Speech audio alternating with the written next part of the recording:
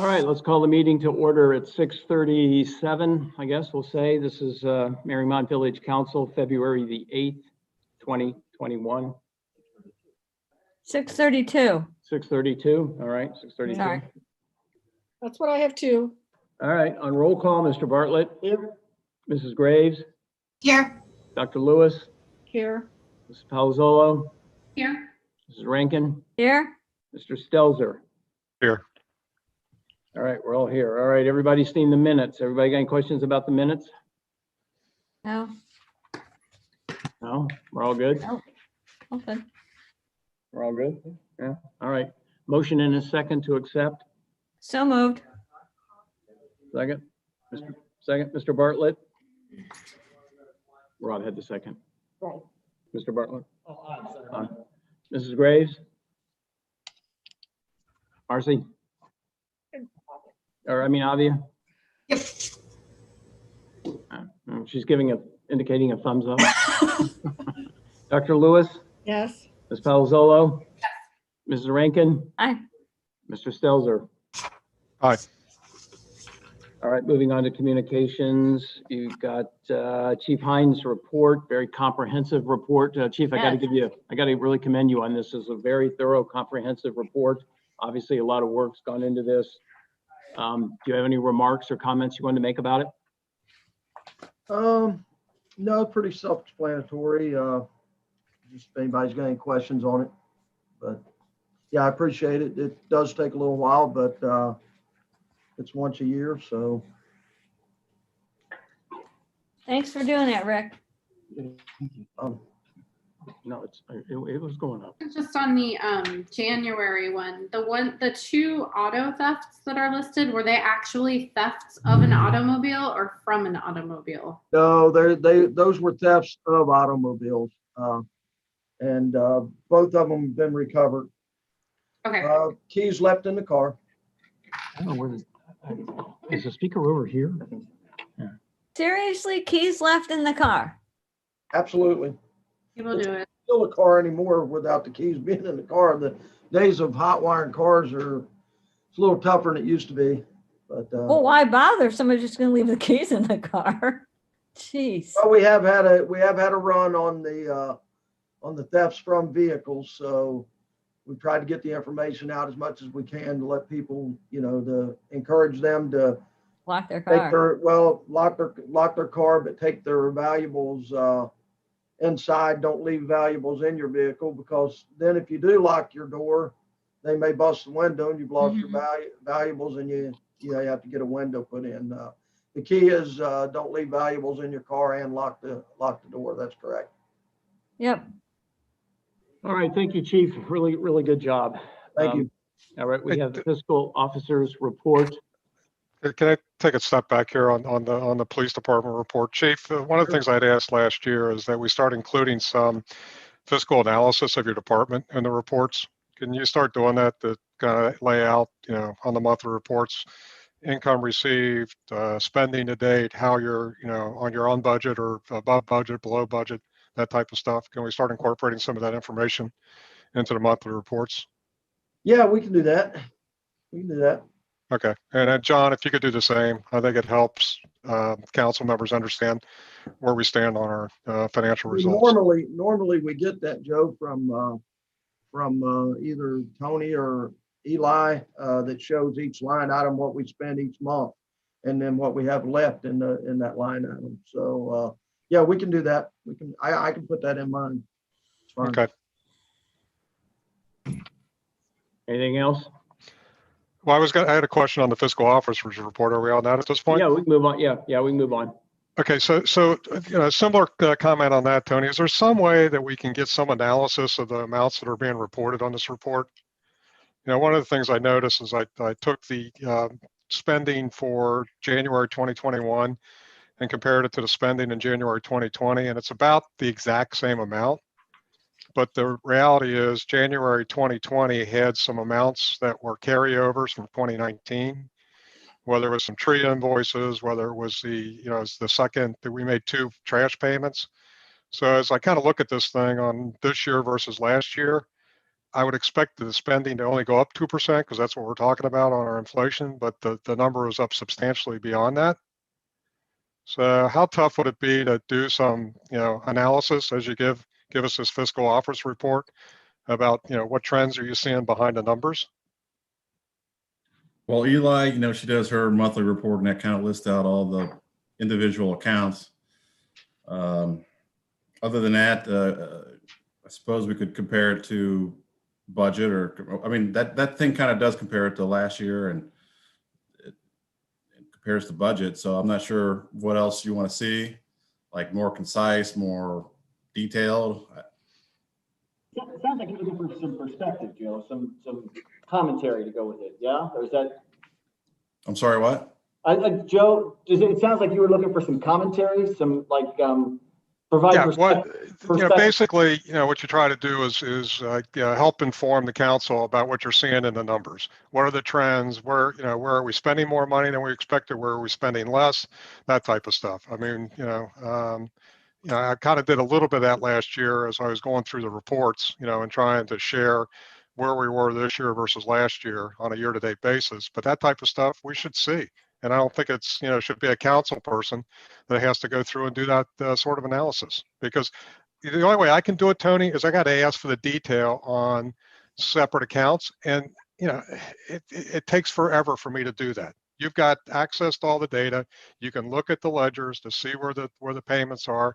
And if there's something, going on in a given month, you should be able to tell us pretty quickly.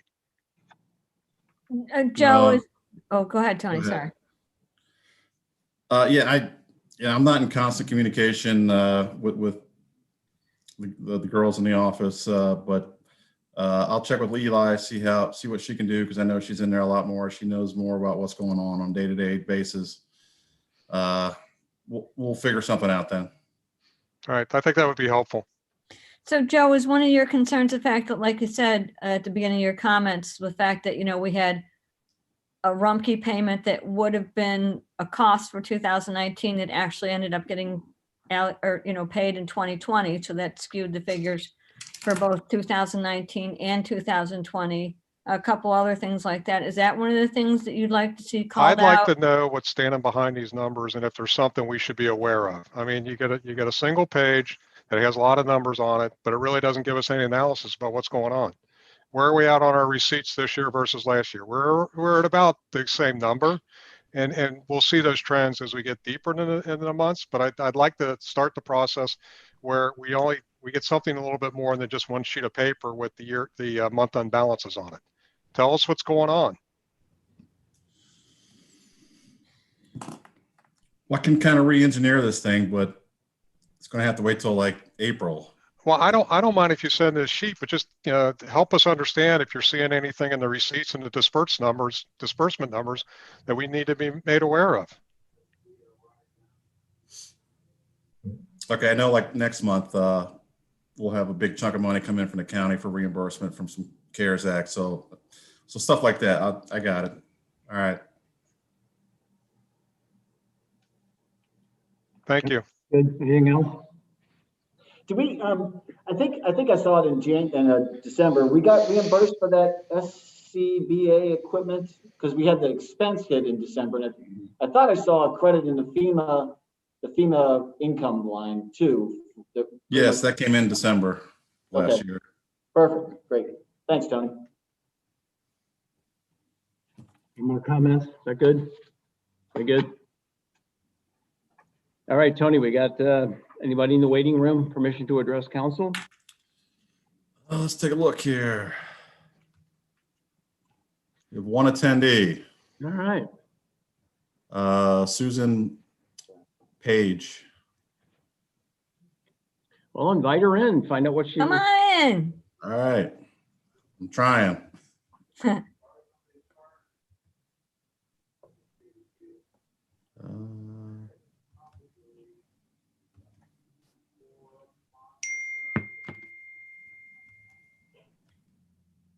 She's invited, I believe. Is she there? Susan? Susan, are you there? I'm kind of hearing something. Maybe we have a mute. Oh my, there's a dog fight out front. Dog Maybe- fight here. She was in the room, Tony? She's still there. Can she Her hear hand us? up. Yeah. Oh, yeah. Is She's got her hand up. Drew, can you help me out? Yeah, I'm trying to see here. For some reason, it looks like I'm not a host anymore. I'm not sure exactly how that happened. Something popped up that said Ed was a host now I too. saw that. Yeah, Ed was the host. So Ed, there you go. Fix it. Be the host, Yeah, Ed. come on, Ed. Come one, Sure. come all. Okay, hold on a minute. So if you go down to the bottom, Ed, where it says participants, Yeah, you'll have a list on the right hand of your screen. It says participants and attendees. yeah, Susan Bramnick, right. We only have one tonight. So if you click on her, could let her in. There, I got her. Here she comes. There she is. Unmute her. You There got her now? Hello, can you hear me? Yes, hi. Hi, thank you. This is Susan, and just so you know, on my end, I'm not turning off a video. I don't have a video option, and Yeah. that's fine. I just wanted you to know that's why I'm not there on your screen. So thanks again for letting me talk to you. You're to be commended for making this possible for the public to be able to be in the meetings. I'll get to the point, but I have two points. One to do with the notice being given to the public on meetings, whether it's committee or council. Notice really needs to tell the people what is going to be talked about in order to be effective. When notice is not effective, it jeopardizes the legitimacy of your very meeting, which jeopardizes the legitimacy of the things that you do in the meeting and the decisions you make. This week, there was a meeting of the finance committee that said organizational structure would be discussed, and that's great, but it did not explain to the public that administrator role is being determined about whether that would be something that the village hires or a building department. Big changes there from 4 employees to 1, and even a small discussion of the hiring of a fiscal officer.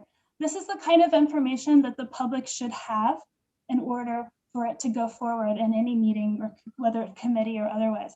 So that I would love to see that addressed in the notice that you give on meetings. Very much would appreciate it, especially in the time when we're doing things remotely. And then also in that very meeting, I understand that it's going to be determined what to do for the village in the next 60 and 90 days, depending on the topic, that the Finance Committee is going to do some parallel research on what would be the best options for the village. My request, and I think in the public interest, is that not just the findings, not just the conclusions be made in the reports at the end of that process, but the findings, the data that helps support the conclusions that you ultimately will make. That's the only way the public can be informed, and that's the kind of information the public should be able to review. And that's the only way that real comments can be made, actually, to you, that no one can make comments on stuff when they don't have the information upon which you base a decision. So that, I think, in keeping with the idea of fiscal analysis of reports, as we just heard a little bit about earlier about the police department, that kind of breakdown of numbers for the public, that kind of same analysis would be useful for people to know where they stand, however they stand. So thank you for that, the consideration and the time, and have a good evening. Thanks, Susan. Thank Susan, you, Susan. if you can still hear me, as we move on to the committee reports that were generated, there will be a little bit more of an explanation, although I do totally agree with you. We have to do a better job in announcing what the agenda for a committee meeting is going to be, so that any resident that would wish to participate beforehand, would have a chance to understand what the topic is going to be and educate themselves to that. So we'll work on that. Okay, thanks very much. All right, Thank thanks. you. Thanks for coming in. Thank Yeah. you, Susan. All right, so Tony, we only had the one? That was it, Bill. Okay. Well, let's pay the bills. One other thing, real quick. Hey, Tony, thank you very much for your report. We didn't get a chance to touch on the bigger, deeper one, the annual report. But I wanted to say thank you for that last section, where this is sort of like the perspective part that I think Joe was talking about, where it's the last page where you have the general fund summary and you give us an idea of, hey, if we had a normal year, how would we have done?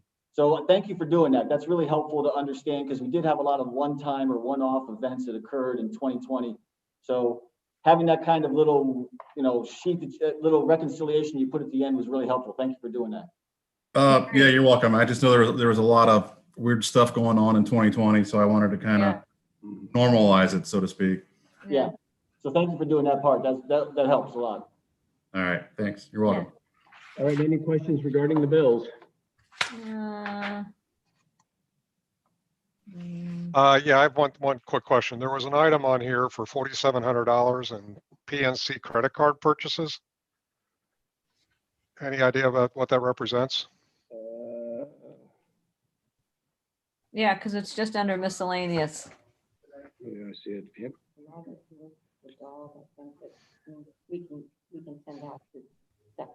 We can send out the separate receipts or slips to narrow it down.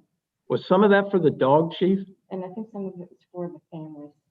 Oh, some of it might have been for the families. And that money was And that was donated money. You're muted, Chief.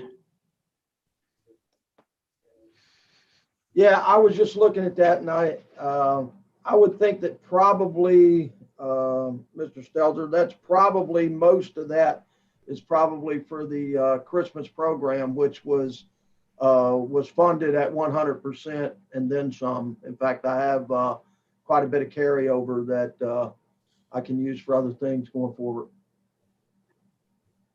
Okay, it would just help to have that somehow defined on the bills sheet. So. Yeah, I'm pretty sure that 4,700. I mean, I don't think you have to have every amount, but just give us a general idea what it represents. What the big spend is. All right, I need a motion and a second to pay the bills. So moved. Second. You go second. All right, Mr. Bartlett. Aye. Mrs. Graves. Aye. Dr. Lewis. Aye. Ms. Palazzolo. Aye. Mrs. Rankin. Aye. Mr. Stelzer. Aye. All right, let's pay the bills. All right, moving on to the reports. You up, Yeah, Tony? First one regarding the village garbage stickers from the Finance Committee. Yes. The Finance Committee met on Friday, January 29th, 2021 at 4:15 p.m. via Zoom to discuss the village's garbage sticker program. Present at the meeting were Finance Committee Chair Rob Bartlett, Finance Committee members Joe Stelzer and Kelly Rankin, Mayor Bill Brown, Chief Rick Hines, and Superintendent John Schippenberg. Currently, the village requires that all waste that is collected by Rumpke have a sticker on it. However, the size of the waste bin has now increased by 42% from 45 gallons to 65 gallons, which will likely lead to a reduction in sticker income for the village. We are already losing money overall on waste and recycling. See the attached table. Furthermore, there have been several complaints from residents about the sticker system. The Finance Committee is recommending eliminating the garbage sticker program and offset that with an increase in the waste and recycling fee that is collected via Greater Cincinnati Waterworks monthly billing. Now that the Rumpke contract has been renegotiated and with the waste being taken to the curb, we have reduced the cost as low as it can go. We are also recommending charging enough such that the income generated roughly covers the cost of the new Rumpke contract. The new Rumpke contract is for $286,425 versus $319,566 in 2020. Currently, we charge via GCWW $833 a month for houses and $583 a month for apartments. We are proposing to increase that to $19 a month for houses and $14.26 per month for apartments. Again, the increase offsets the loss of the sticker income plus a nominal monthly increase to get the village to roughly break even. If council agrees with this recommendation, an ordinance will need to be drawn up and voted on. The Finance Committee is recommending we discontinue the garbage sticker program effective May 1st, 2021.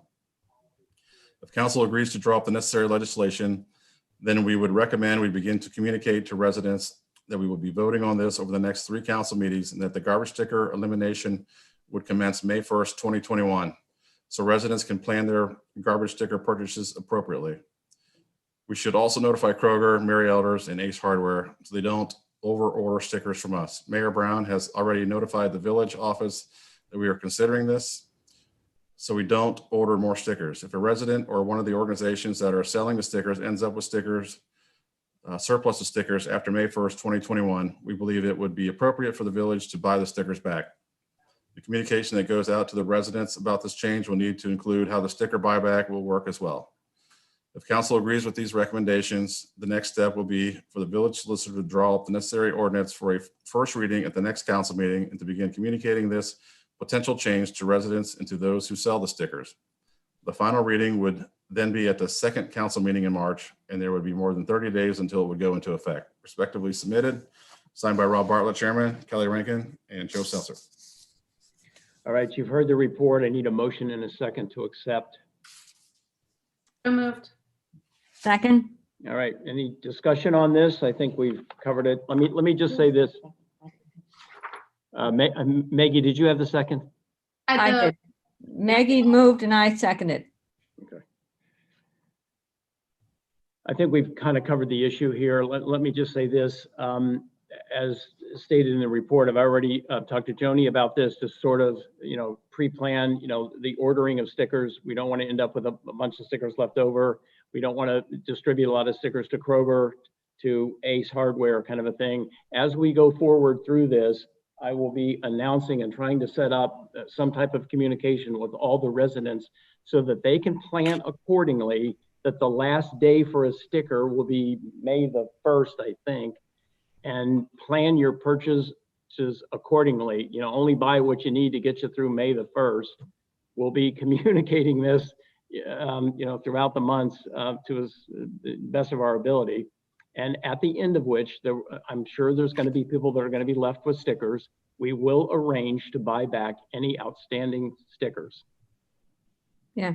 Hey, also, Susie said that the date for running something in the March issue of the Town Crier is the 10th, so in 2 days. So if we wanted to just plant the seed right in that issue, we'd have a day to get that done. And if we did that tomorrow.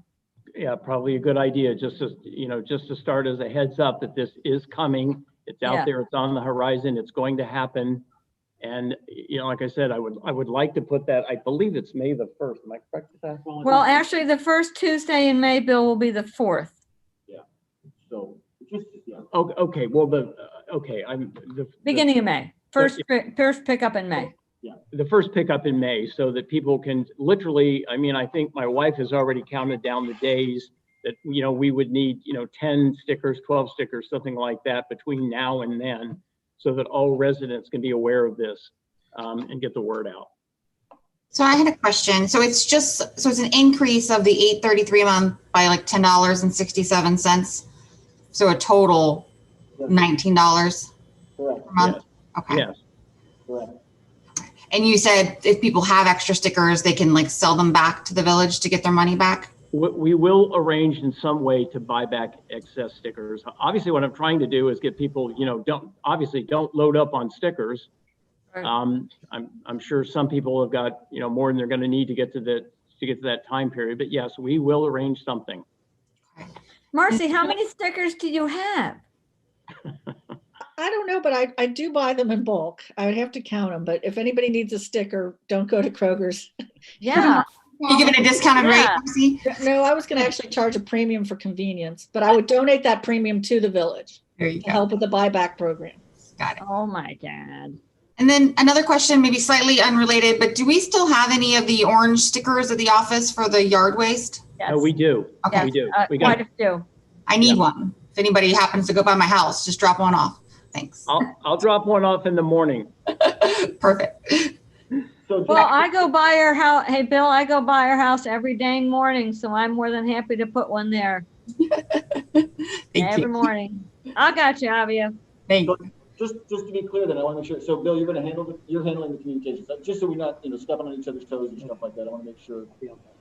Okay, that's great by me. I'm good with that. I just want to make sure we have a single point of contact who's got the responsibility to handle that. And if anybody has any thoughts as to wording, just shoot off an email to everybody and we can all kind of throw a little feedback in. All I right. mean, I think right now our goal is to at least get it started quickly, and the issue that we need, the deadline is the 10th, but then after that, we could go into more detail and get a little input from us as to what we think it should say. Just a Hey, thought. Rob, did we look at it all? Like, it's like $228 a year, like for trash. Is that like pretty typical or standard for communities that have to pay for trash? I checked around with local communities and we're like one of the only ones that has a separate trash fee. So I checked Fairfax, Terrace Park, Newtown, none of them have a separate fee for that. It's just built into their taxes and the. Yeah. Obvious to that point, we tried to take a look at comparing our real estate taxes, our earnings taxes, and trash fees or any other pay for services things we have. We're not going to have a chance to get through all that. I mean, but I think the bottom line at this point is that our real estate taxes, we haven't gone for levies, renewals, probably as often as some of the other communities. But to do that deep dive to try to figure out, okay, how do we compare? It takes a fairly long time. So I think the reality is these trash fees are recouping, amounts that probably weren't there on the real estate tax bill yet. So, I mean, at some point we're going to have to do that overall analysis to try to figure out, okay, are we being reasonable in what we're charging? But I think at this point in time, it's trying to get the expense side of the equation figured out before we go do that. I don't think there's any doubt at some point we'll have to ask for something on real estate taxes. But this is kind of a first step in the process. So, and also just another little piece of information. I know that Allison and John, you also pay directly to Rumpke for your service. That's correct. And it's like $50 a month, $30, 35. Okay. Yeah, but I'll take the real estate taxes he's paying instead of Mariemont. Yeah. So, yeah. I mean, you've got to do the analysis overall. So just throwing out one anecdotal point really doesn't matter. But No, I'm just saying that there's another relationship. Just saying. Again, you got to do it overall at the end of the day. And I'm okay with recommending this at this point, but at some point we need to figure that out. Are we charging enough? Or are we collecting enough in real estate taxes, earnings taxes, and these separate fees? Basically, this just gets us to break even at the moment.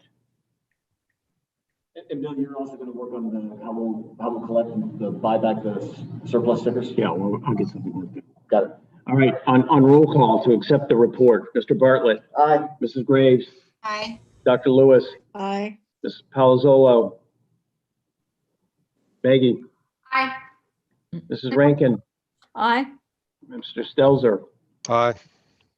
All right, that report will be accepted. Tony. All right, also from the Finance Committee regarding proposed changes to salary ordinances. The Finance Committee met on Friday, January 15th, 2021 at 2:00 p.m. via video to discuss the annual salary increases for Mariemont employees. Present at the meeting were Finance Committee Chair Rob Bartlett, Finance Committee members Kelly Rankin and Joe Stelzer, Mayor Bill Brown, Joni Van Pelt, Allison Gurrig, Tim Feitner, Deanna Dara, Eli Wendler, and John Schuppenberg. The Finance Committee reviewed two salary ordinances, the ordinance related to all grades of recreation employees and the ordinance for all full-time and part-time employees. Ohio increased the minimum wage from $8.70 an hour to $8.80 an hour in 2021. Working with Jordan Shad, the pool manager, the Finance Committee is proposing to increase all the wages for all recreation employees by 10 cents per hour, putting the lowest wage at $8.80 an hour to comply with Ohio law and maintaining the same hourly wage differential between swim pool roles and between years of service as the previous ordinance. We are recommending a 1% increase for the tennis pro. For full-time and part-time employees, the Finance Committee is recommending an increase of 2% for most roles. Last year, the inflation index for Social Security was 1.6%, and we gave a 2% salary increase. This year, the Social Security inflation increase was 1.3%, and the increase in the Ohio minimum wage was 1.2%. We also benchmarked current salaries with similar sized communities. Attachment A contains benchmarking for data for roles in the police and fire departments. Attachment B contains benchmarking data for all of the other roles. Attachment C summarizes the proposed increases for each role. Based on the benchmarking data, the Finance Committee is recommending a slightly larger pay increase for the roles of lieutenant, sergeant, firefighter/EMT, and firefighter/paramedic. These increases are in order for these roles to stay competitive with the pay in other similar sized municipalities. To help for the extra increase for the firefighter/paramedics, Chief Hines and Assistant Fire Chief Feitner are recommending to not give an increase for the Assistant Fire Chief role. Based on the benchmarking, we are also recommending creating a new pay grade within the maintenance department of laborer mechanic for one of our maintenance department employees. Also based on the benchmarking data, the Finance Committee is recommending we freeze the highest pay for the tax administrator role and the administrative assistant role. For both roles, our top salary is significantly higher than the other communities. For the tax administrator role, we are recommending to freeze the top salary until it becomes roughly equal to the salary for the Amberley Village tax administrator. For the administrative assistant role, we are recommending to freeze the pay this year, and any future increases should be at a lower rate until the pay becomes roughly equal to the midpoint between the average fiscal officer pay and the average administrative assistant pay. For appointed roles, we are recommending a 2% increase in the hourly pay for the village engineer and the IT administrator, and no change in the annual salary for any of the appointed roles. All these pay changes will go into effect in the second pay period in April 2021. Respectively submitted, signed by Rob Bartlett, Chairman, Kelly Rankin, and Joe Stelzer. All right, you've heard the report. I need a motion and a second to accept the report, please. So moved. I need a second. All right, I think Kelly had the second. Avia had the second. Avia Avia. had the second. Sorry. All right, discussion. Don't everybody speak at once. Okay. No, I mean, again, all the data is attached there. So hopefully, again, and the documentation is for you guys and also for citizens, right? To be able to, this is posted on the website. So once it's approved by council, it's accessible to any of the residents as well, to be able to see. To Susan's question earlier about providing backup data, that's what we attempted to do with the Finance Committee, is to have that kind of data available to provide the basis for the recommendation. It's pretty comprehensive. It's good comparisons, good tables. Anybody else? I No? think this is Kelly? very, very nicely presented, easy to read. It makes a lot of sense to me. All right, on roll call, Mr. Bartlett. Aye. Mrs. Graves. Aye. Dr. Lewis. Aye. Ms. Palazzolo. Aye. Mrs. Rankin. Aye. Mr. Selzer. Aye. All right, we'll accept that report. Tony? I thought Rob volunteered to read this one. I got it. If you go through my mask, sure, I'll do that. You want to do it? You want me to, Tony? I'll give you a break because you're Sure, go ahead. my reports are always the longest one, so I'm happy to go ahead and take a turn here. You're welcome, Tony. Thank you. Thank you so much. Okay. The Finance Committee met on Thursday, February 4th, 2021 at 3:30 p.m. via Zoom to discuss the village's organization structure. Present at the meeting were Finance Committee Chair Rob Bartlett, Finance Committee members Joe Stelzer and Kelly Rankin, Mayor Bill Brown, Council Member Marcy Lewis, Fiscal Officer Tony Borgerding, and Assistant Fire Chief Tim Feitner. As part of the 2020 salary benchmarking, for the first time, we collected data from 5 neighboring communities, Terrace Park, Fairfax, Newtown, Columbia Township, and Amberley Village, on the other village employee roles besides just police and fire. The attached table 1 summarizes the data collected. Key observations from an organization structure standpoint are as follows. Mariemont is the number 1. Mariemont is the only municipality without a full-time fiscal officer. Number 2, Mariemont and Newtown are the only communities without at least a part-time village administrator. Number 3, Mariemont and Amberley Village are the only communities that have a salaried building administrator role. And parentheses here, Amberley Village also has the largest number of village employees and some of the highest salaries among the 6 communities, close paren. Everyone else pays for this work on an hourly basis. Other observations about these 3 different roles. First, underneath the village administrator. The activities we believe are not getting done today are as follows. Number 1 are A, economic development. We have an industrial zone that is significantly underutilized, and currently we have no incentives in place for development there. With Kellogg notifying us that they are reducing their number of employees, we need to attract businesses, particularly businesses with higher wages, as our earnings tax typically accounts for roughly 60% of our total revenue. B, grants. Fairfax's village administrator has gotten $4.75 million in grants for their village. Columbia Township's previous village administrator got over $11 million in grant money. There are funds available if we have someone who has the time and skills to go after them. C, fiscal responsibility. Between 2015 and 2019, the village spent $1.15 million more than our revenue. This in spite of a new safety services levy in 2018 that brought in an additional $305,000 per year. We need somebody to drive planning, budgeting, and accountability, and someone who also has experience identifying and implementing savings opportunities throughout the village. D, long-term planning. We typically only look 1 to 2 years out in our planning. We need to start planning out 5+ years, particularly in areas like capital improvements like streets, pools, sewers, etc., and developing an overall master plan. E, communications.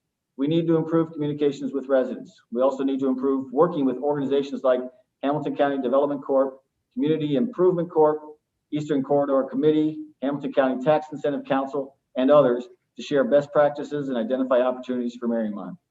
F, HR manager. We have no program in place to assess and develop our non-fire and police employees. We also have no proactive succession planning, organizational analysis, or compensation analysis and management.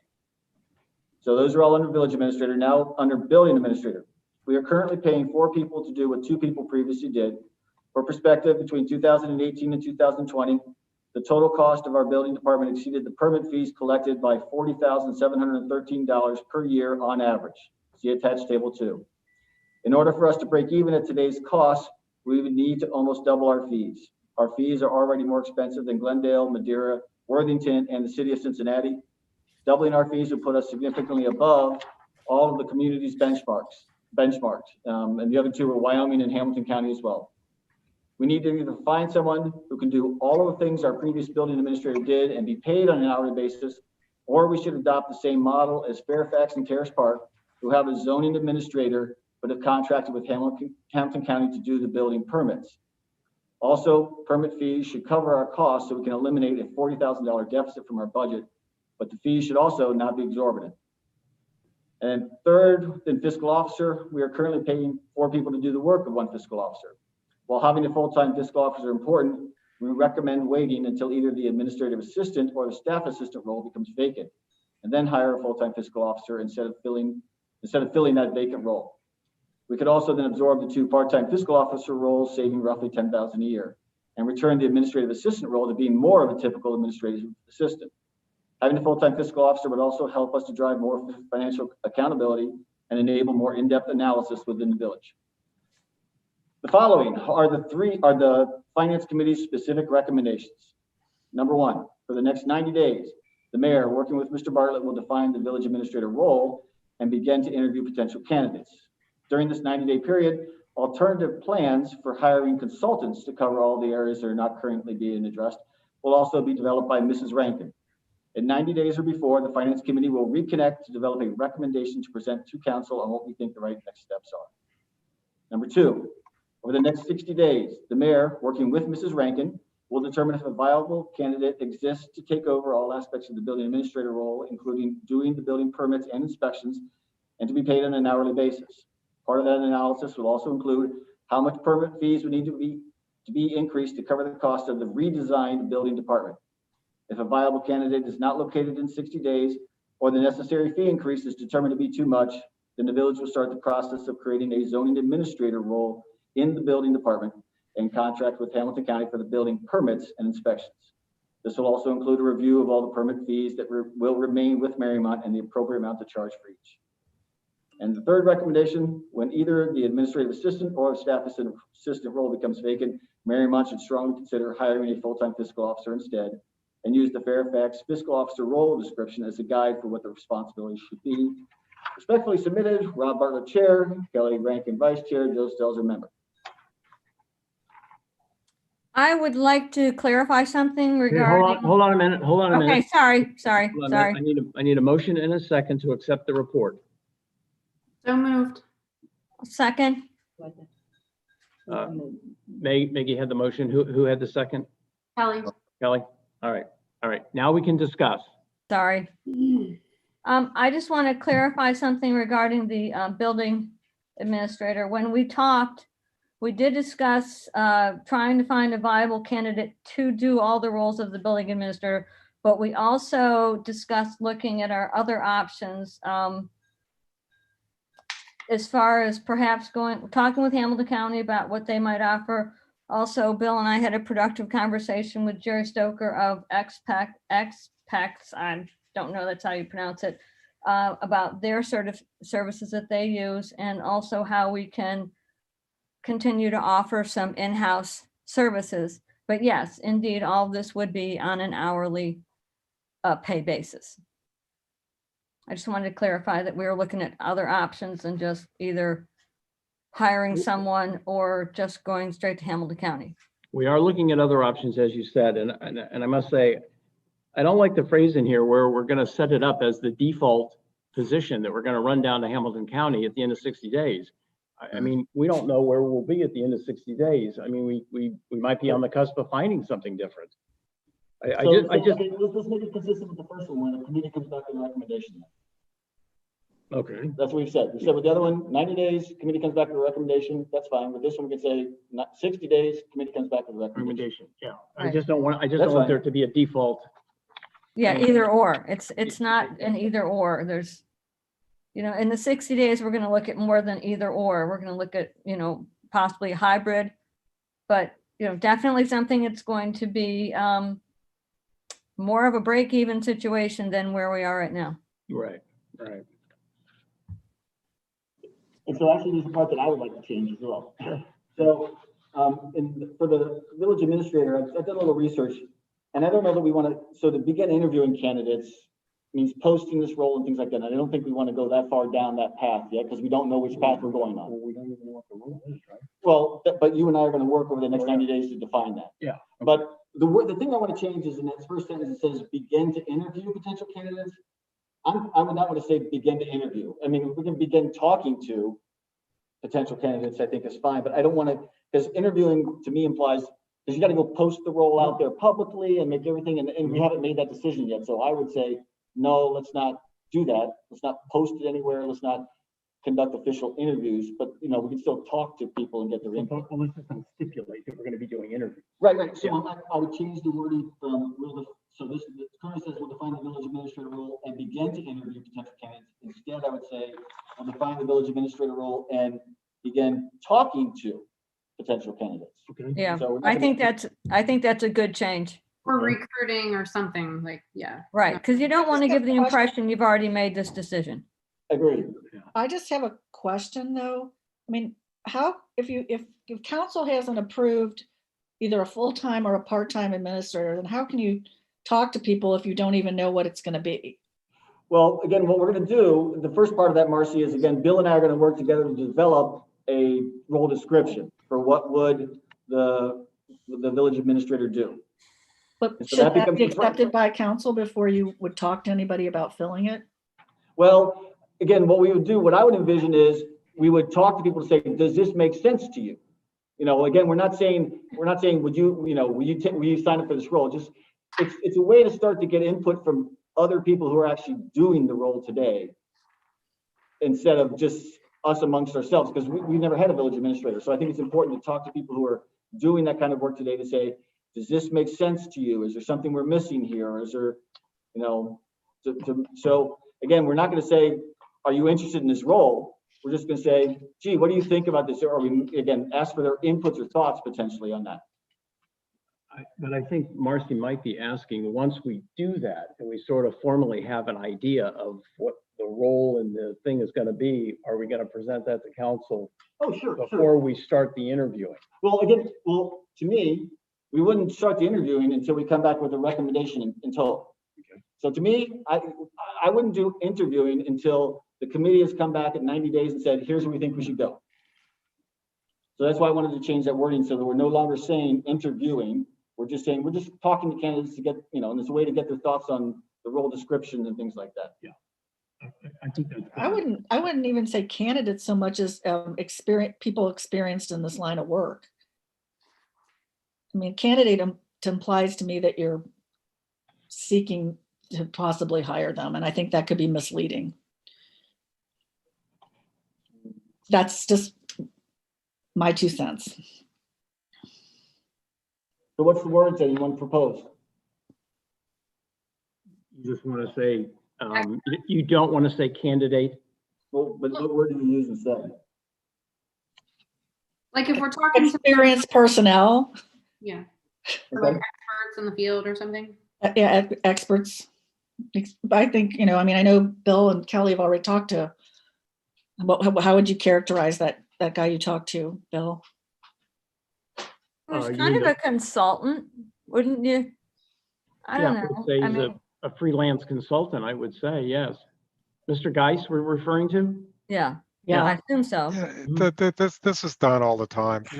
You'll talk to people about the potential for a position, and it could go a lot of different ways. But you're trying to gather information to see, how would our situation work out, and see what might be available. I don't think there's a problem with talking with people. I don't think you offer jobs. I don't even think you call it an interview. It's just a conversation and a discussion. It's done all the time. Yeah. Well, I agree, but that's not what it says. So that needs to be amended. Okay, so what I hear In the saying is, report. we'll change it to say, we'll define the village administrator role and begin talking to people with expertise in the field. Did I capture that correctly? Yeah, what do you think, Ed? Yeah, I think that's fine with that amendment Rob just said. I mean, keep in mind, you're just trying to get information about how the village administrator role should be defined. You're not really looking at this point in time to hire anybody. You're just trying to figure out what a village administrator does and how we're going to define that role. So I think with the amendment Rob just said, it's good. And I'd have to say too, on the zoning administrator role, that the word will concerns me, will start. It's just, Rob may have clarified this, but if we don't have somebody in 60 days, we don't want to commit ourselves to going downtown, do we? Well, that's why I pointed out about the options. That's what Kelly was trying to clarify. So Ed, what we decided we were going to change in number 2 is instead say, similar to the other one, at the end of 60 days, the finance committee will reconnect and develop a recommendation to present to council. All right, that's great. So that's what we said we're going to do with number 2. Yeah. So what I would say is somebody make a motion to amend the committee report with those 2 changes that Rob just mentioned. Then you can kind of vote on whether or not you're actually going to accept it. Well, yeah, I think there's some other. Unless there's more changes. I think there might be a couple other points of discussion. Okay. Yeah, but I just make sure Joni got what the amendments are on the report as we've discussed so far. Okay. Any other remarks here? I have a request to the finance committee. I was wondering if you could possibly supply a list of some of these grants that Fairfax and Columbia Township have received, and just so we can kind of get an idea of what would be applicable to Mariemont. Sure, I've got the list. I've got the specific list from Jenny Kaminer for Fairfax. I do not have a list for Columbia Township.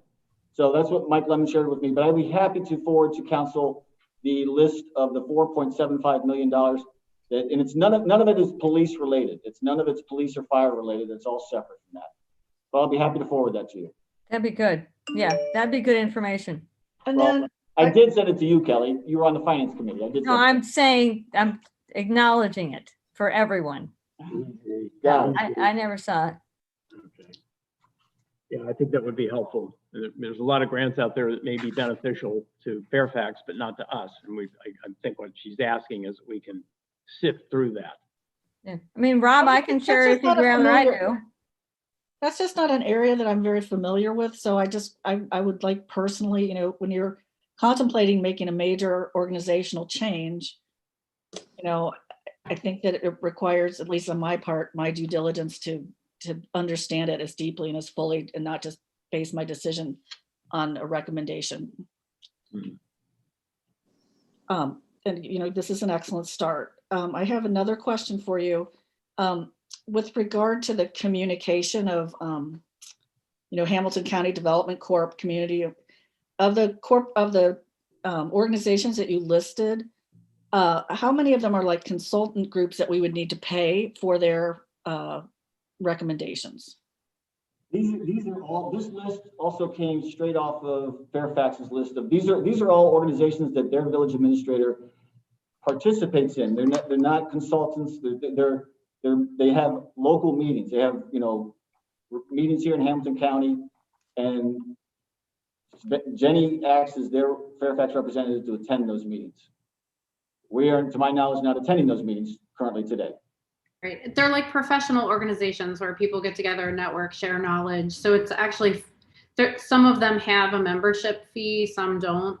And they're like the Center for Local Government has similar things. If you just need help with something or you're looking for an idea or how to execute on an idea, you can get in touch with people who've done it before. So it's just a nice place to go and meet monthly, quarterly, depends on their schedule, and share knowledge. Yeah. In that regard, it might work that way. However, you know, we do know, because Rob and I met with the Hamilton County Development Court, and if you want them to go beyond that and actually do something for you, you sign a contract with them. You're going to pay for that. Right. If you choose to go down that path. If you choose to go down that path, but I'm saying that is a pathway. Okay, but let's not forget, the Hamilton County Development thing is a couple different offices, including the grant program that we did not take advantage of, where cash was available in 2020, and we completely ignored that because of a misinterpretation or misunderstanding about what that entity actually did. So, I mean, it's not all, you know, groups we're going to have to pay. There's going to be money coming back in the other direction. Yeah. So, I mean, I think what's happening here is thank you for your clarification, Joe. I mean, it's a valid question. Thank you for clarifying. Yeah, that was, to Joe's point, that was like $100,000 that was, we're talking to the Columbia Township village administrator. She said it was the easiest $100,000 she ever got for them. And we totally missed on that. In that regard, it's very good, you know. All right, so we need a motion and a second to amend this report. Yeah. Are we all? Let me just add another thing here. You know, this is something. This idea of administrator is not a new idea. And Don, I think you can weigh in on this because you were part of the Vision 2021 committee that made this recommendation 10 years ago. The Preservation Foundation did a deep dive in the things that we should be considering for the village of Mariemont, and this is one of their primary recommendations. So it's not like something, you know, that's coming out of the blue. This has been looked at by a lot of people over the years, and a lot of people thought it was a very viable idea. And so I think it's, you know, over the next 90 days, we got to figure this out, because I think we have missed opportunities in the past.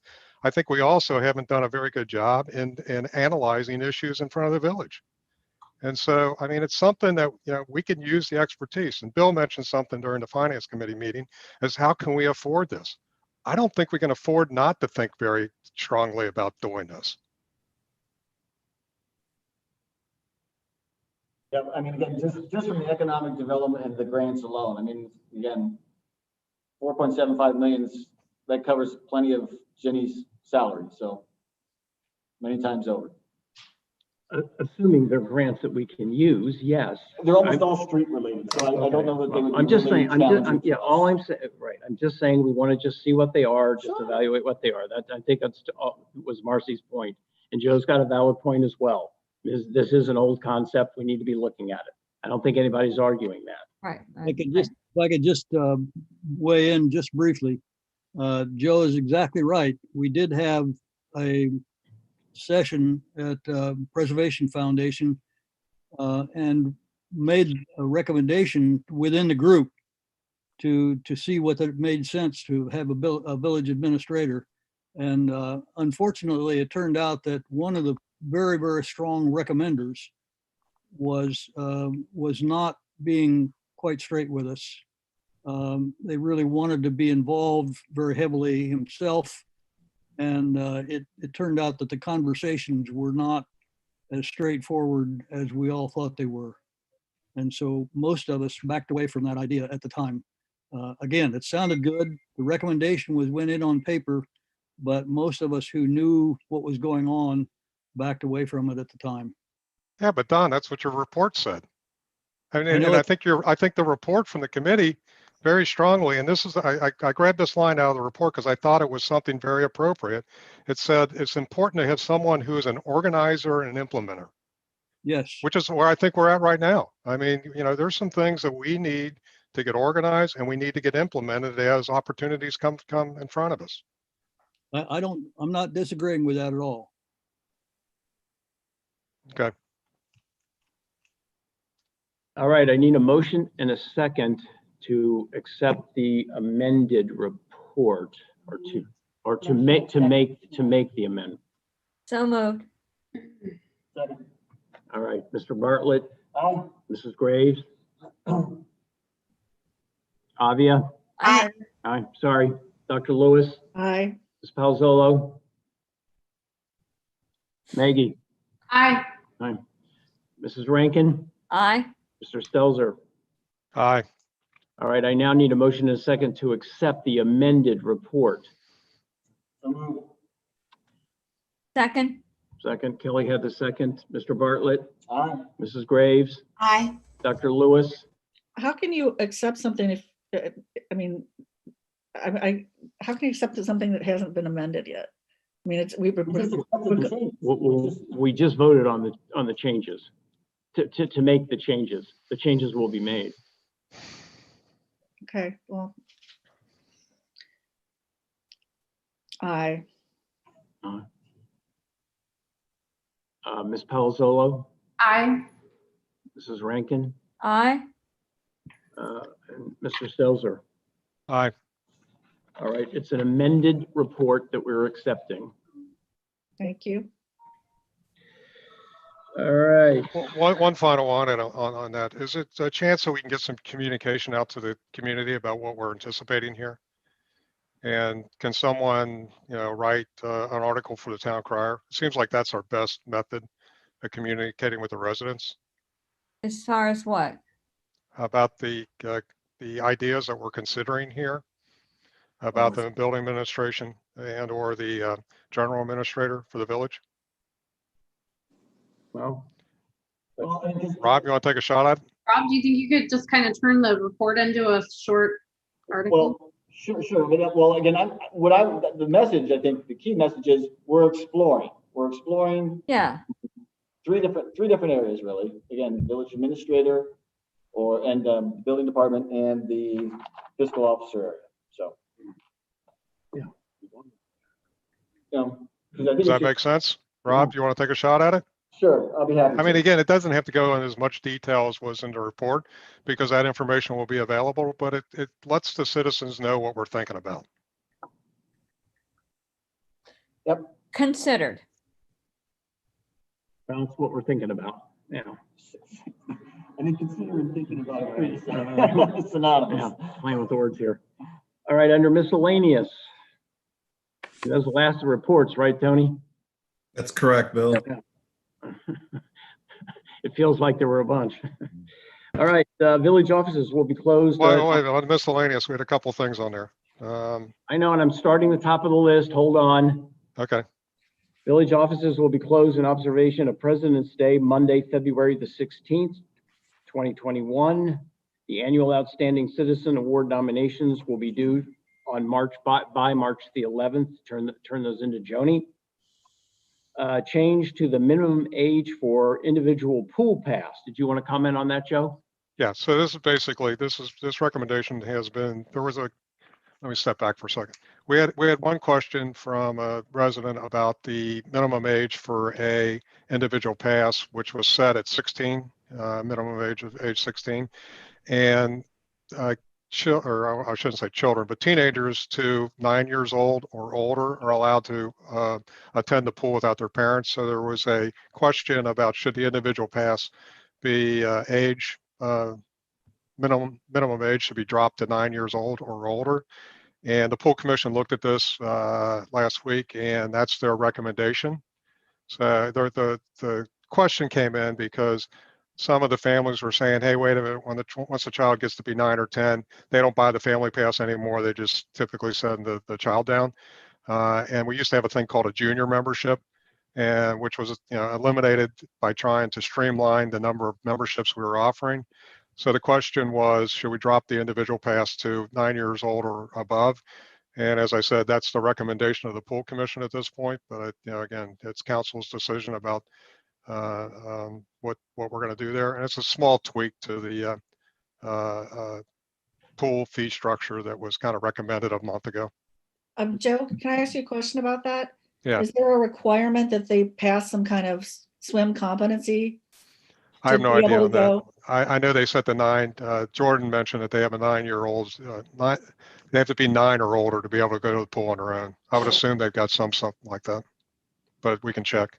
I mean, I just like to know that. I mean, just, when I was a kid in Madeira, we had to be able to swim 2 laps and tread water for like 3 minutes or something. Oh, What? I'm out. Well, I mean, I think from a safety standpoint, it's an important question to ask. Yeah, I don't know. I mean, I'm on Health and Rec. If you want me to hunt that down for Jordan, I will. That's fine. If you want to just send her a quick email. Yeah, I will. All right. The other thing is we're having a pool commission member is moving. So we're going to have an opening. So we're starting to develop a list of potential replacements. So, again, we got a little bit of change on the pool commission and it's big. Yeah, they're moving out of town. So it's not something that they're resigning. In fact, they're, a little bit sad that they have to leave town. They really enjoyed serving on the pool commission, but it's something we need to figure out probably in the next 30 days. Hey, Joe, the minimum age thing, are you going to run that through your committee? How, you just want to have an open? I would say council just vote? make a vote today. I mean, I don't think there's, Today? I mean, it's, we have the pool commission recommendation. It doesn't seem like it needs a deep dive into the committee. I think we could just take a vote on it today. And again, as we get into the report section has the actual ordinance that we're having a second reading. So we could amend it there if you want to. So to make sure I understand too, Joe, you said last year we had people from 9 years and above could come down there anyway. Right. So Under a junior membership, which we eliminated. So now we're just saying, okay, this individual membership can go down to age 9. Right. It's sort of essentially replacing the junior membership. But they Right. Absorbing in, it's absorbing in. Full single membership? A 9-year-old would pay a full single membership? Yes. Yeah. Again, we encourage families to join. And if somebody says that's too much for an individual membership, remember our fees are much lower than any other pool alternative around. Yes. So, I mean, it's not like we're gouging people. Right. I guess I'm a little with Marcy on this one. I mean, I know a lot of 9-year-olds are very proficient, strong swimmers, but is there We have maybe a left way 9-year-olds attend the pool by themselves in the past. I don't know the question. I mean, I don't think that has, we in the past we've had it. So I'm assuming there's some proficiency test that they have to go through. I just don't know off the top of my head. And we can make sure that's the case. All right. Yeah. That's the thing. Well, I volunteered to clarify that before the next meeting. Thank you. Since we had this pass anyway, let's just have it again. Like, it was an accident that I think we got rid of a junior pass and didn't account for the age gap. I think this is kind of administrative at this point. Well, wait a We minute. had it before. Was it an accident or we got rid of it for a reason? It sounds like they just got rid of the junior pass to consolidate and then didn't change the age range on the individual pass. Well, do you want to put this off till next time so Marcy can check the proficiency aspect? Do we have to decide this tonight? Well, you've got the second reading of the ordinance tonight, or the resolution tonight. So if you want to check it out and then amend it next week, all you got to change is the date that's set forth. I think it was 2004, and then you want to move it back to 4 years or Even Yeah. 2 years. 4 years or 6 years, whatever it is. So we can make that change next time, Ed? Yeah, I worry about just the legal liability of a 9-year-old being in a swimming pool that doesn't have any type of proficiency at all. We do have lifeguards certainly, but I don't know if they can really pay attention to each and every child that's in there that's on their own. It's just a little scary to me, but there's nothing illegal about it. So that's your call. Well, and again, Ed, I think the point is, That's already what was happening in the past. So if you had that concern must have existed last year. Say it again. That the 9-year-olds were allowed to go down there by themselves previously. That's not a new thing. So if that's your concern, that concern should have existed last year as well. Oh, I probably should have, had I known about it. Well, Rob. yeah, Had I known about it, I probably would have mentioned something about it. Yeah, yeah. So, I mean, the question's being raised now. I don't get down there to the pool all that much. well, we miss you there, man. Oh my God. Hey, I'll take a step back. There's nothing illegal about it. It's your call. Yeah. And you did say that. We'll look at it next time. Yeah, let Marcy check it out. What's that? We'll look at it next time. Yeah, I agree. Let's go Come ahead. on. We'll do the second reading. We can discuss it next time. You can always discuss an ordinance or a resolution on its third reading. If something comes up between the second reading that's primarily designed for discussion and the third reading. So at the third reading, if somebody finds something out that gives them heartburn about this, then you can make a motion to amend at that point in time. Okay. Sounds good. Thanks, Ed. All right, Sure. the final under miscellaneous is the Murray Path update. Chris, are you still there? All right, Chris and I have been discussing, we've really been making some good headway. Chris, you want to go ahead and take this, or you want me to do it? You're on mute. There we go, off mute, yes. Yeah, so the Choice One did deliver final plans to us last week. I had a few comments for them, very minor. They added those, I've got them back. I sent them up to ODNR, our funding partner. They had one comment of contract legality to add to the plans. I've sent that off to Choice One to add. So I'll send it back to ODNR tomorrow. Should be fine for them. The next steps are to, put together the bidding documents for soliciting for bids. So I guess at this point, I know I talked a little bit before with Mayor Brown about, I think we need a legislation to go out to bid for the project. So I think I've got a sample to Ed, but I think we want to talk about that or have that ready for next meeting. And okay, if you want to do that on an emergency basis, then I can set it up for advertising in the Cincinnati Enquirer the next day. If you'd want to, whenever that passes, then I can move forward.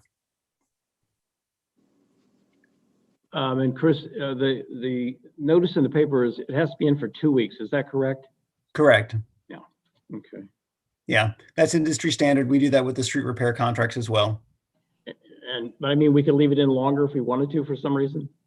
Yeah, if you'd like. Usually it's just a requirement of the funding. So if we actually had federal money, it would be a 3-week bidding period. This is only state funding, so it's usually 2 weeks, or if there's some other overriding factor. If the village would like a 3-week bidding period, we can certainly do that. I'm just concerned that if we don't get any bids here. I mean, my concern would be, or my thought would be, if what if we don't get any bids? Can we extend it then in the 3rd week? You certainly can. It's funny because the way the bidding world works, at least from what I've seen from street work, is that people usually get serious about 3 days before the bid. So it's almost better to set a 2-week period. And then if somebody calls in saying, well, I just got it, can you extend it?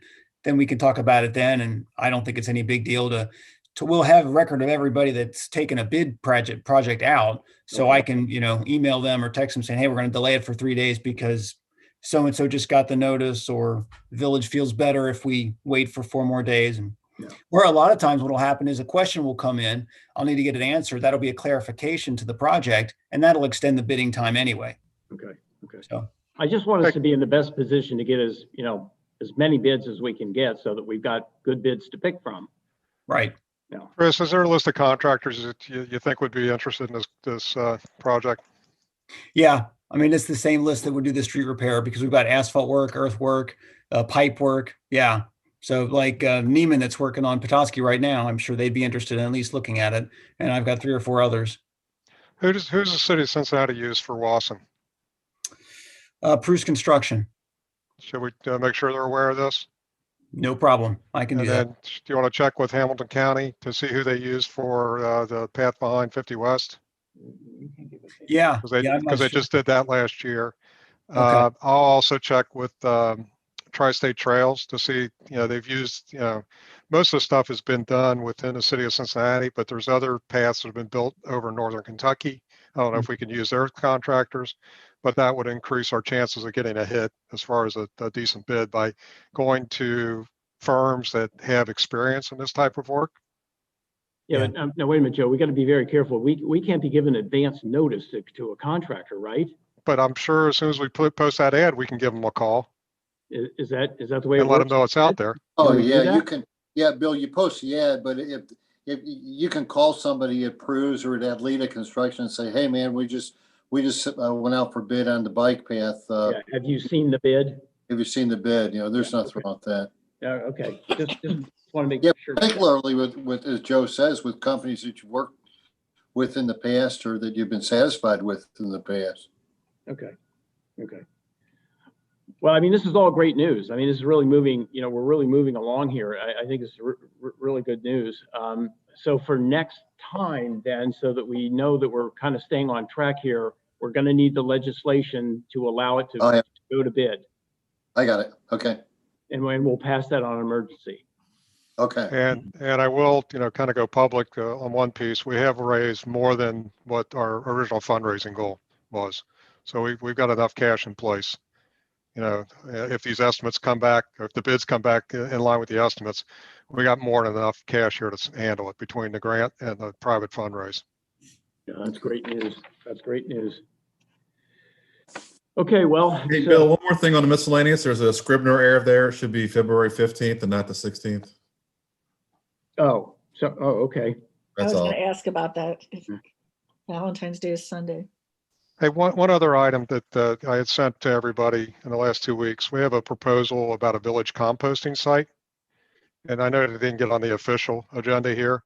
That's all right. But I think that, everybody had a chance to look at that document that I sent to all the council members. Yeah. So that was just quick question. I'm looking at that. So that was $55 a year for a resident to opt in. The resident would pay $55 to participate in the program. Is that all that process is done by private citizens? The only thing they're asking for the village is to have a collection bin be placed behind the administration building. That's the only commitment that the village is making right now.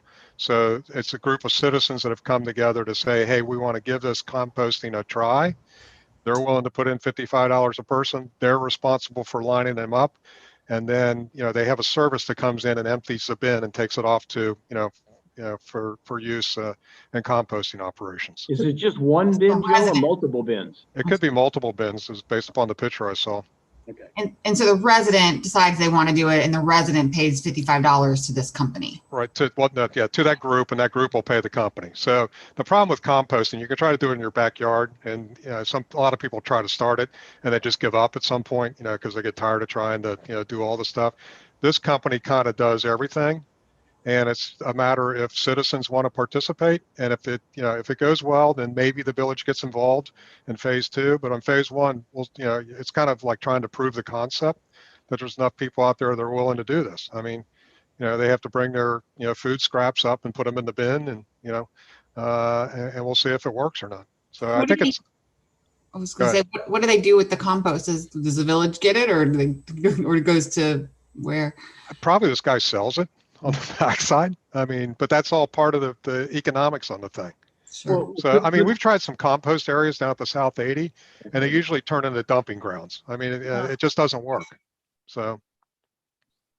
No, but maybe some of the gardeners down there would be interested in having it. I was going to say, like, you can just take that compost and put it right into my garden. That'd be great. Okay, but again, that would be phase 2 if the village wants to get involved. Phase 1 is let them try it, see if they can prove the concept, and then we go from there. The only thing they're asking us for right now is to put a bin behind the administration building.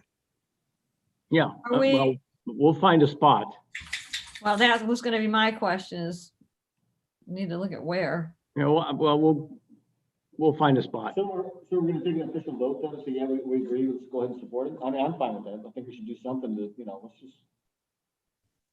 All right, you want to just have a show of hands? Who's in favor of the composting operation? You don't get to vote. I'm in favor of it. I'm not voting, I'm in favor of it. Okay, everybody's, we're all good. Oh my gosh.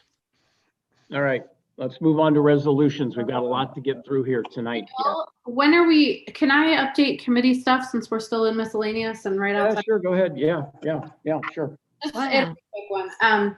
So with regard to the email policy, email policy procedures and retention policy, I spoke with Eli, and as it turns out, I cannot hold a meeting on that until she comes back with a little more info.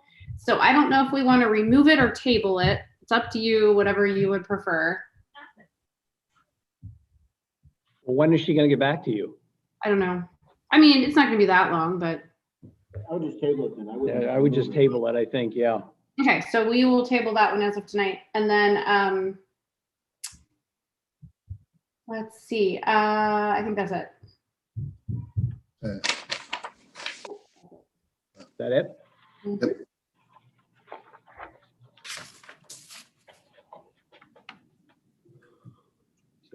Ready for some resolutions, Bill?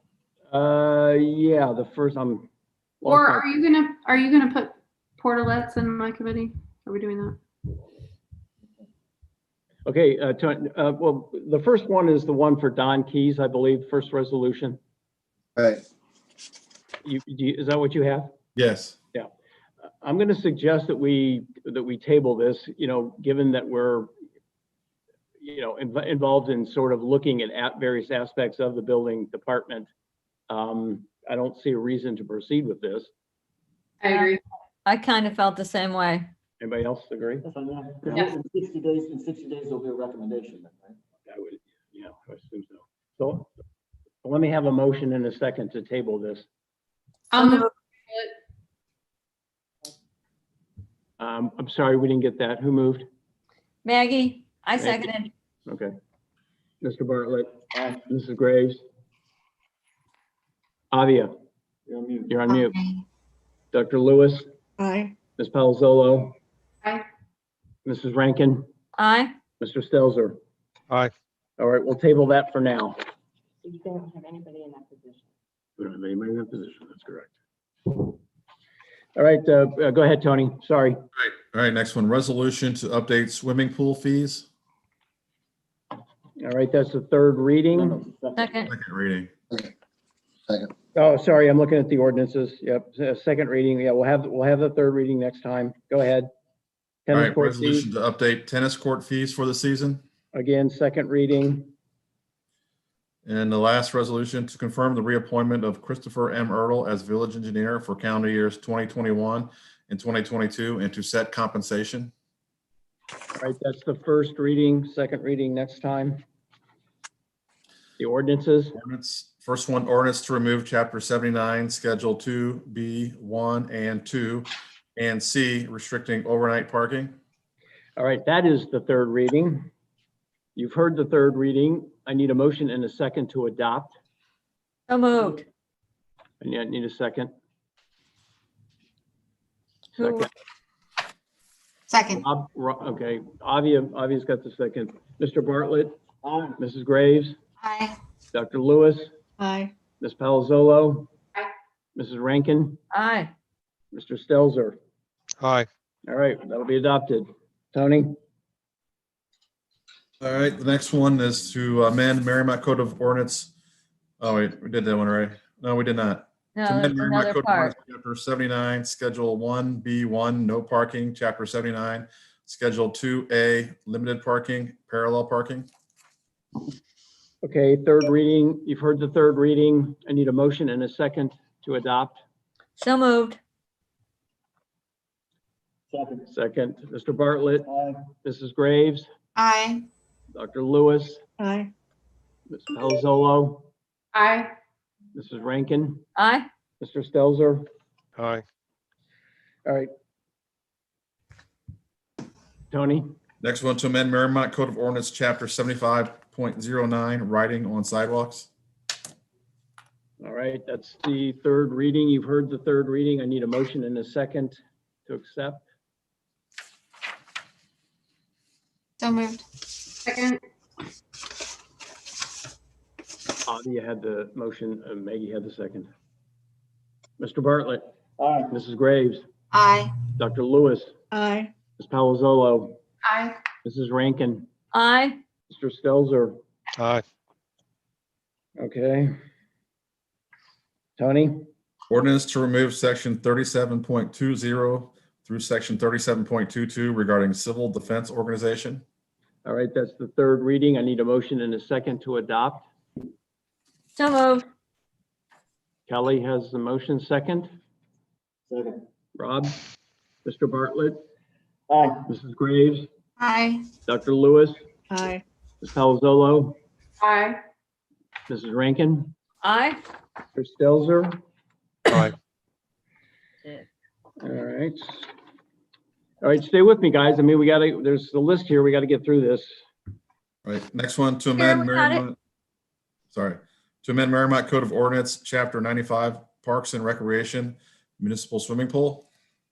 All right, that's the second reading. Any discussion about that? I think we kind of covered that. Any additional discussion? We all good? No? No. Next one, Connie? all right, to amend Mariemont Code of Ordinance, Chapter 31, Executive Authority, Village Fiscal Officer. All right, that's the third reading. You've had the third reading. I need a motion and a second to accept. Second. Second. Kelly had the second. Mr. Bartlett? Aye. Mrs. Graves? Aye. Avia? Dr. Lewis? Aye. Ms. Palazzolo? Ms. Rankin? Aye. Mr. Stelzer? Aye. All right. That'll be accepted. Next one, ordinance establishing a tree advisory board in the Village of Mariemont and creating new section 37.06 of the Mariemont Code of Ordinances. All right, that was the third reading. I need a motion and a second to accept. So moved. Go ahead, Marcy. So moved. Second, whatever. Marcy got both. So you only have one. Marcy. I'm Marcy- Second. Kelly's got the second. All right, on roll call, Mr. Bartlett, Mrs. Graves, Aye. Dr. Lewis, Aye. Ms. Palazzolo, Aye. Mrs. Rankin, Aye. Mr. Stelzer. Aye. And I'd just like to add that as a member of that council, I have enrolled in my first tree school course in March. Nice. Very nice. Oh, that'll be good. That'll be good. All right. One step closer to that vest. All right, next one, ordinance amending section 32.13 Rules of Council by Rule 24 of the Mariemont Code of Ordinances. All right, that was the third reading. You've heard the third reading. A motion and a second to adopt. Second. Maggie had the second. Mhm. Mr. Bartlett, Mrs. Graves, Aye. Dr. Lewis, Aye. Ms. Palazzolo, Aye. Mrs. Rankin, Aye. Mr. Stelzer. Aye. All right, I think that is all of the third readings. Tony, go ahead. Okay, to amend section 34.02A of the Mariemont Code of Ordinances regarding residency requirements for marshal. All right, that's the first reading, second reading next time. All right, next one, to amend section 31.076A of the Mariemont Code of Ordinances regarding residency requirements for administrator. Again, first reading, second reading next time. Next one, to amend section 31.004 of the Mariemont Code of Ordinances regarding residency requirements for police chief. Again, first reading, we'll have the second reading next time. All right, to amend section 31.060A of the Mariemont Code of Ordinances regarding residency requirements for street commissioner. Do we have a street commissioner? First reading, the second reading next time. All right, next one, to amend ordinance O-16-20 of the Mariemont Code of Ordinances to increase payment for employees. First reading, second reading next time. All right, to confirm the reappointment of Alyssa Wendler as part-time IT administrator for calendar years 2021 and 2022, I imagine that should be, Yeah. and to set compensation.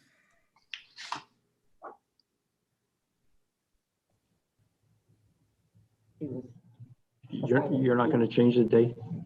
We're going to change. Apparently the date is going to stay the same. Anyway, it's the first reading, we'll have second reading. What What Joey was saying was the one thing that's changed on this is just the pay. Just the pay. That's the only thing that's changed. So it's just updating the previous appointment.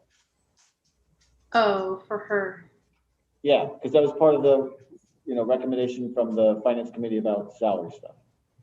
So if you have that written that way though, and you don't just do it for this year, do you have to go back pay? Like what is? No. Get it. Well, Sort of weird. I guess when it gets passed, because again, when it gets passed is when, well, if it's not passed yet, We can change it on second reading. Can we make it make sense so that we don't then get stuck somehow? well, but again, it gets passed, if it gets passed on March 8th, 2021, it takes 30 days to go into effect. So, because we said it was going to be effective the second pay period in April.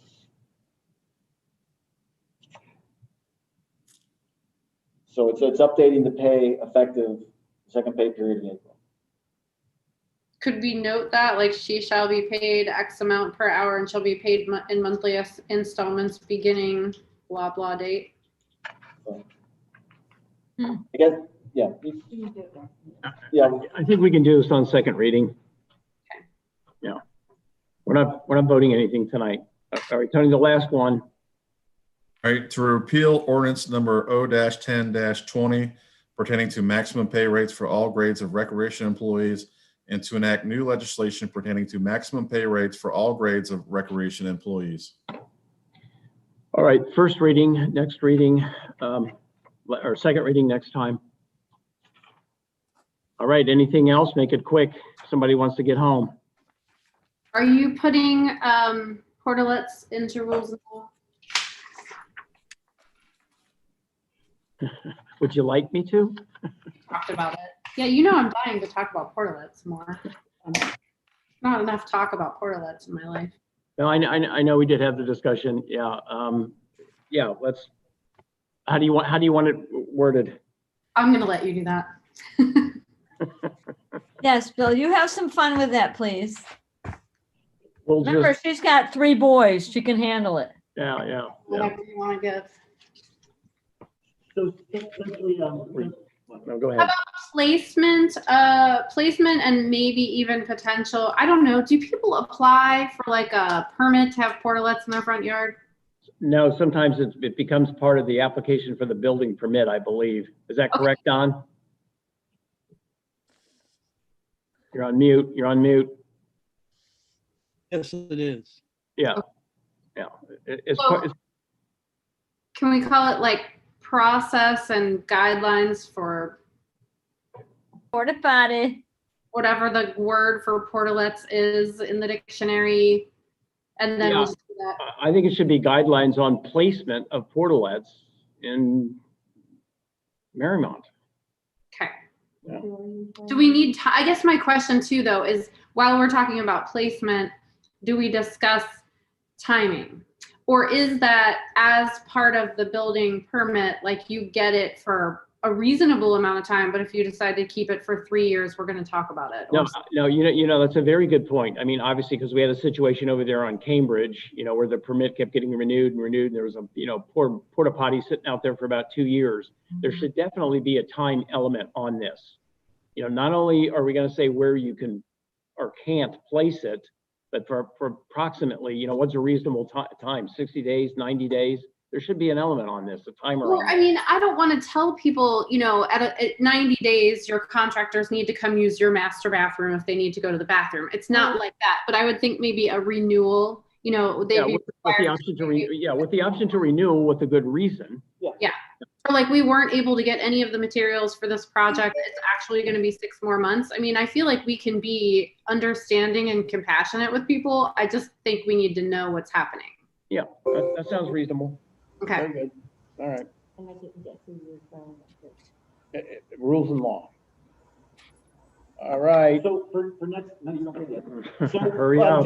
For next meeting, so we have just passed the legislation, the updated audit committee. I think next meeting, people should come. We're supposed to pick 3 residents to be on that audit committee. We're being audited this year. So for next meeting, think about who you think might be good. Let's have a conversation next meeting on that. All right. Yeah, sounds good. Okay. All right, we're adjourned. Okay. Thanks, everybody. 8:03, thank you. Okay. Thanks, everybody. Night. Good night. So long, farewell.